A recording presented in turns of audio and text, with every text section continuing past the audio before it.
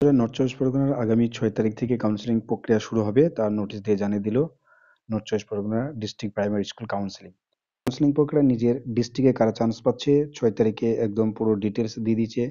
আমরা একটু দেখে নিই যে দেখো 001 থেকে মানে 2599 যে র্যাঙ্ক রয়েছে এর মধ্যে যারা টোটালে 294 জন, যার মিডিয়াম হচ্ছে বেঙ্গলি, উর্দু এবং হিন্দি, এরা চান্স পাচ্ছে নিজের ডিপিএসসিতে, এবং যার কাউন্সিলিং প্রক্রিয়া শুরু হবে 9:30 থেকে। এবং ভেন্যুটা কোথায় হবে? নর্থ চব্বিশ পরগনা ডিপিএসসি, N/7 KK মিত্র রোড, বারাসাত, কলকাতা 124। ওকে। এবং 7 তারিখে যেটা হবে অর্থাৎ বুধবারে, সেখানে দেখো লিস্ট দেওয়া মানে র্যাঙ্ক দেওয়া আছে 2600 থেকে 10,840 এর মধ্যে, এবং টোটালে মানে তোমার ক্যান্ডিডেটস রয়েছে 482, পুরোটাই হচ্ছে বেঙ্গলি মিডিয়াম। এর 9:30 থেকেই শুরু হবে।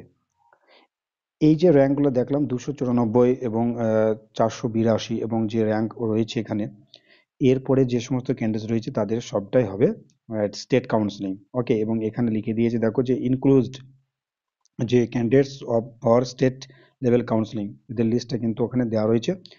তাদের পুরোটাই হবে স্টেট লেভেল কাউন্সিলিং। এবার আমাদের যেটা আলোচ্য যে জিনিসটা সেটা হচ্ছে দেখো যে এই তোমার কাউন্সিলিং প্রক্রিয়ায় অংশগ্রহণ করতে গেলে আমাদের কি কি ডকুমেন্টস লাগবে, সব থেকে ভাইটাল জিনিস সেটা। ঠিক আছে। তো এখানে বলা হয়েছে সমস্ত ইমপ্লয়েন্ট ক্যান্ডিডেটসদেরকে 2 সেট করে তোমার ডকুমেন্টস নিয়ে যেতে হবে, টেস্টিমোনিয়ালস। ঠিক আছে। 2 sets of self attested xerox copy লাগবে, কিন্তু দুটো সেট, অরিজিনালের সাথে দুটো সেট জেরক্স করে নিতে হবে। কি কি লাগবে দেখো, TET pass certificate must, TET pass certificate লাগবে, টেটের অ্যাডমিট কার্ড লাগবে, মাধ্যমিকের অ্যাডমিট কার্ড এবং সার্টিফিকেট, মাধ্যমিকের মার্কশিট, এইচএসএর সার্টিফিকেট, এইচএসএ মার্কশিট, গ্রাজুয়েশন মার্কশিট যদি থাকে, ঠিক আছে, গ্রাজুয়েশন সার্টিফিকেট, তারপর DElEd training marksheet, DElEd training certificate, caste certificate, যদি কেউ কাস্টের হয় তাদের কাস্টটা সার্টিফিকেট লাগবে, এবং এক্স সার্ভিসম্যান যে সমস্ত ক্যান্ডিডেটস রয়েছে তাদের এক্স সার্ভিসম্যানের সার্টিফিকেট লাগবে। EC certificate, exempted category, EC মানে এক্সেমটেড ক্যাটাগরি, যারা র্যাঙ্ক করেছে তাদের সার্টিফিকেট লাগবে। কো কারিকুলার অ্যাক্টিভিটিজ সার্টিফিকেট, যদি কারো এক্সট্রা কারিকুলাম থাকে তার সার্টিফিকেট লাগবে। প্রুফ অফ প্যারা টিচার্স, যারা প্যারা টিচার মানে র্যাঙ্ক করেছে প্যারা টিচারের প্রুফ লাগবে। এবং ফটো আইডেন্টি হিসাবে ভোটার কার্ড, প্যান কার্ড, আধার কার্ড, পাসপোর্টের দুটোর ভিতরে যে মানে এই 4টির ভিতরে যে কোনো একটি লাগবে। এবার প্রশ্ন হতে পারে যে যে সমস্ত নন এক্সেমটেড ক্যাটাগরি ক্যান্ডিডেটস, অর্থাৎ যারা জেনারেল, ওবিসি, এসসি থেকে যারা প্যারা টিচারের চান্স পেয়েছে, বা যারা এক্স সার্ভিসম্যানের চান্স পেয়েছে, বা এক্সেমটেড ক্যাটাগরি চান্স পেয়েছে, তাদের তো কোনো লিগাল ডকুমেন্টস নেই, অর্থাৎ প্যারা টিচারের প্রুফ দেখাতে পারবে না, এক্স সার্ভিসম্যানের প্রুফ দেখাতে পারবে না, ইসি অর্থাৎ এক্সেমটেড ক্যাটাগরি প্রুফ দেখাতে পারবে না। তাদের ক্ষেত্রে কি হবে?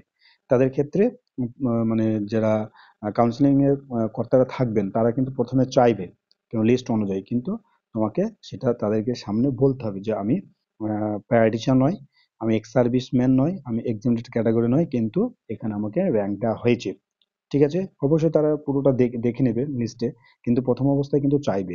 ঠিক আছে। অতএব সেই জায়গায় ওখানে ঘাবড়িয়ে যাওয়ার কোনো প্রশ্ন নেই, যেহেতু তুমি লিগাল ডকুমেন্টস ওখানে সাবমিট করতে পারবে না, প্যারা টিচার হোক, এক্স সার্ভিসম্যান হোক, বা এক্সামটেড ক্যাটাগরি, এটা কিন্তু তাদেরকে বলতে হবে, তাহলে তোমার কাউন্সিলিং প্রক্রিয়া কমপ্লিট হয়ে যাবে।